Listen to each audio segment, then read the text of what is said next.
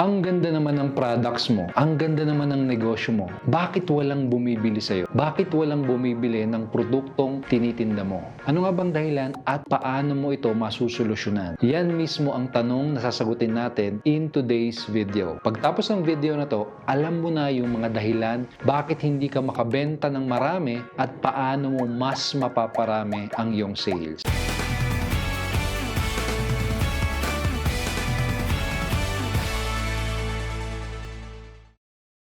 Hi! Kung ngayon mo pa lang ako mapapanood, ako nga pala si Eduard Reformina. Isa akong online marketer, business owner, at investor. At dito sa channel na to, nagtuturo ako ng iba't ibang paraan how to grow your business, make more money, and live happily. So kung gusto mong makapanood palagi ng mga videos na tungkol sa business at personal growth, make sure to click the subscribe button, pati na rin yung bell icon. So nag-start ka ng business. Siyempre sa una, excited ka sa mga orders na darating. Excited ka sa mga payments ng customers mo. Kaso nga lang, lumipas yung ilang araw, lumipas yung ilang linggo, lumipas yung ilang buwan, napansin mo na parang wala ganong bumibili Hindi mo maabot tuloy yung mga sales target at quota mo. Ang tanong, bakit? Ano kayang problema? In this video, I will share with you yung top 5 reasons why people are not buying your products or services. I will also share with you yung ilan sa mga effective na strategies paano mo mai-improve ang iyong sales. At sa dulo ng video na to, may bonus akong ibibigay sa iyo. Bibigyan kita ng free slot para maka-attend sa webinar na ginagawa ko. At dun sa webinar, matututunan mo naman yung strategy na nakatulong sa business ko para makapag-generate ng 6.5 million pesos in sales in 90 days. Kaya siguraduhin mong manood hanggang sa pinakadulo. So, simula na tayo. Reason number 1, lack of marketing or walang nakakaalam sa negosyo mo. Siyempre, kung kakaunti lang ang nakakaalam sa negosyo mo, kakaunti lang rin ang mga pwedeng bumili sa'yo.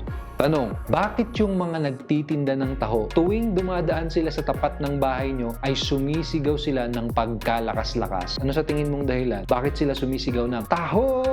Simple lang ang sagot, para maraming makaalam ng produktong nilalako nila. Kasi, pag sumigaw sila ng pabulong, taho, meron bang magtatahong ganun? Wala naman, di ba? Pero pag ganun, walang makakaalam na may taho silang tinitinda. So ikaw, kailangan marami ring taong makakaalam ng produkto o ng negosyo mo. At hindi mo yun magagawa kung hindi ka magmamarket at magpo-promote. Kailangan mong maging active sa pagmamarket. Tanungin kita ngayon ano-ano yung mga current marketing strategy na ginagawa mo sa business mo ngayon? Ano ba yung ginagawa mo ngayon para masigurado mo na maraming tao ang makakaalam ng products at negosyo mo? Nag-a-upload ka ba ng video sa YouTube? Alam mo ba na YouTube ay pangalawa sa pinakamalaking search engine sa buong mundo? So napakaraming potential buyers at clients ang naghihintay sa'yo sa YouTube. Pangalawang question ko sa'yo, nagpo-post ka ba ng mga pictures ng products mo sa Instagram? Gawin mo na rin yun. Nag-a-advertise ka ba sa Facebook? Alam mo bang merong mahigit 70 million na Filipino ang active at merong Facebook accounts? Mahigit 70% yun ng buong populasyon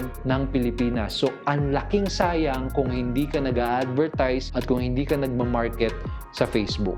Kami, ang number 1 source ng aming mga customers at clients ay Facebook. So, kung interesado kang matuto paano mag-advertise sa Facebook, panoodin mo yung video na ginawa ko dito sa bandang lugar na ito. Okay, mag-iwan din ako ng link para mapanood mo yung video na yon para matutunan mo kung paano mag-advertise sa Facebook. Reason number 2, wrong targeting. Kung nagmamarket at nagpo-promote ka naman, baka ang problema ay nagmamarket ka sa mga maling tao. Baka maling tao ang nakakakita ng mga promotions mo. Imagine, nagtayo ka ng barbecue business. Ang sarap ng luto mong barbecue. Kalidad yung mga ingredients. Tapos, napakamura pa. Sulit na sulit. Kaso lang, nagkataon na yung mga taong napag-aalukan mo ay mga plant-based eater at vegetarian pala. Tanong, kahit na sulit at kahit na napakasarap ng barbecue na binibenta mo, ang tanong, may bibili kaya sa'yo? Siyempre wala. Kasi mali yung mga taong pinag-aalokan mo.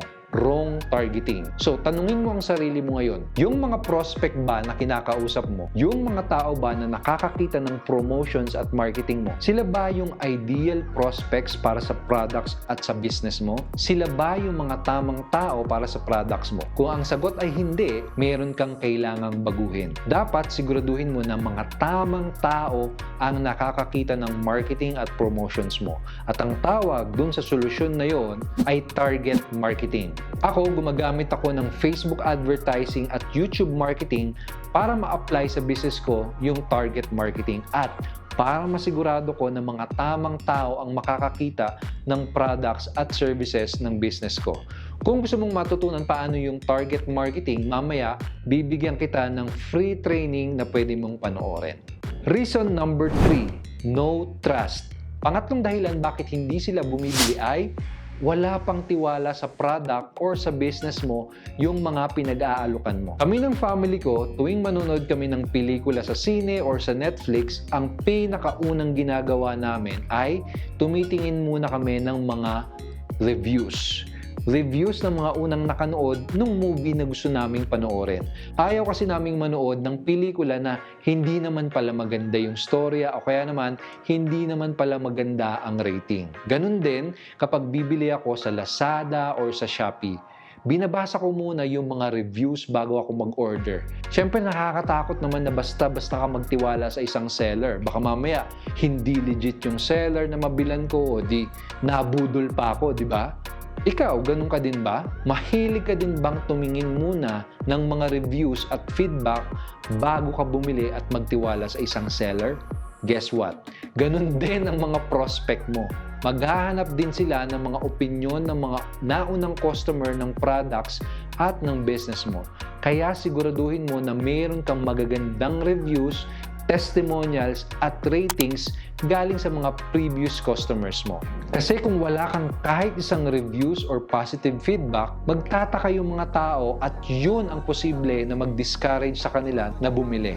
At baka lumipat na lang sila sa ibang business na may mas mataas na ratings at mas maraming reviews. Kung sakaling wala pang reviews or testimonial yung business mo, pwes ano pang inaantay mo? Simulan mo na as soon as possible. Bigyan kita ng tip. Kami ng team ko, tuwing meron kaming mga bagong customers, ang ginagawa namin ay kinokontak namin yung mga customers para masigurado namin na okay yung experience nila. Tapos, humihingi kami palagi ng reviews at feedback mula sa mga bagong customers namin. So, ang nangyayari, halos araw-araw, meron kaming bagong palaging reviews galing sa mga bagong clients at customers namin. Pwede mong gayahin itong process na ito sa mga customers mo. Hingan mo kagad sila ng feedback or reviews. Dahil sa ganitong paraan, dito mo mabibuild ang reputasyon ng business mo at dito mo mapapataas ang tiwala ng mga prospects mo. Okay, so far, dito sa tatlong dahilan na napag-usapan natin, lack of marketing, wrong targeting, and no trust, ano sa tingin mo yung dahilan bakit wala or bakit kaunti ang bumibili sa business mo or ng products mo? Pwede mo bang i-share yung sagot mo sa comment section sa ibaba? Reason number 4, complicated sales process. Baka naman magulo ang proseso ng business mo. Kapag sinabi kong magulo ang sales process, ito yung experience ng mga customers sa pagbili nila sa'yo. Tanong, madali lang bang makabili sa'yo? May step-by-step process ba at smooth ba ang experience ng mga customers mo? O baka naman, sobrang daming forms na kailangang fill upan. Baka naman, mabagal ang website mo, yung tipong ang tagal mag-load. O kaya, baka hindi convenient ang mga payment options. Kapag magulo or komplikado ang proseso ng pag-order or pagbili sa business mo, yung mga customer mo, alam mo, mabilis silang maiinip at mabilis silang maiinis. At pag nainip at pag nainis sila, aalis sila sa website mo at hindi na sila magre-respond sa'yo. So in short, tinamad sila.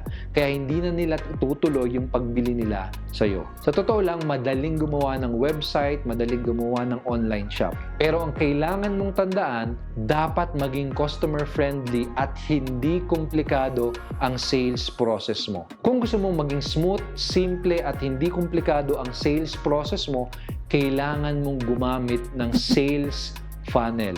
Lahat ng mga products at services na binibenta ko online ay ginagamitan ko ng sales funnel.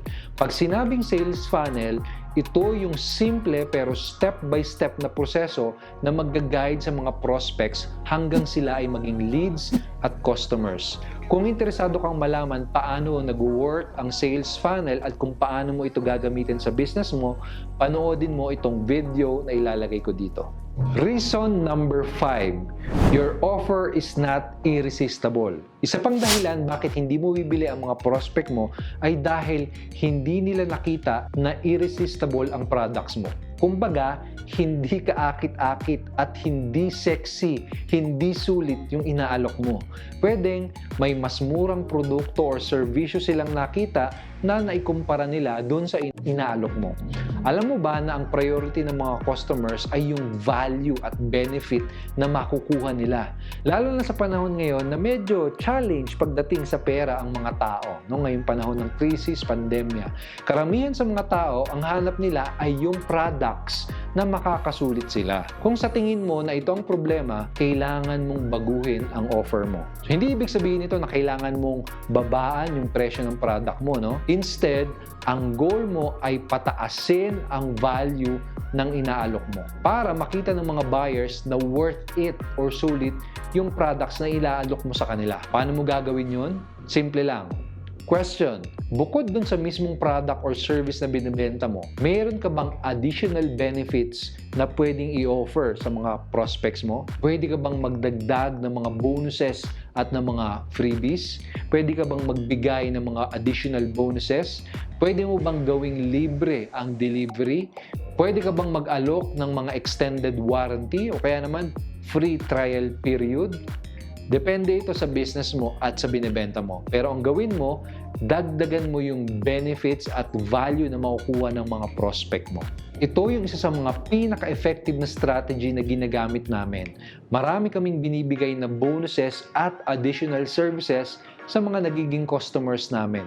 Sa totoo nga, minsan, mas mataas pa yung value ng mga bonuses at freebies na binibigay namin sa mga customers namin kumpara doon sa products na binibili nila.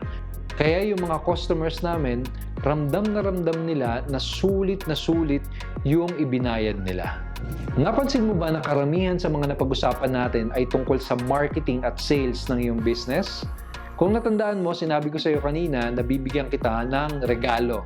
Yes, may bibigay ako sa iyong bonus at gusto kitang i-invite at bigyan ng free slot sa webinar na ginagawa ko. Doon sa webinar, ituturo ko sa iyo yung 3-step strategy na ginamit ko sa business ko para makapag-generate ng 20,000 leads at kumita ng 6.3 million pesos in sales in just 90 days. So mag-iwan ako ng link sa baba na pwede mong i-click. I-click mo yung link na yan para makita mo kung kailan yung next schedule ng free webinar. Umattend ka doon at kunin mo yung iyong free slot. I hope to see you doon sa free webinar.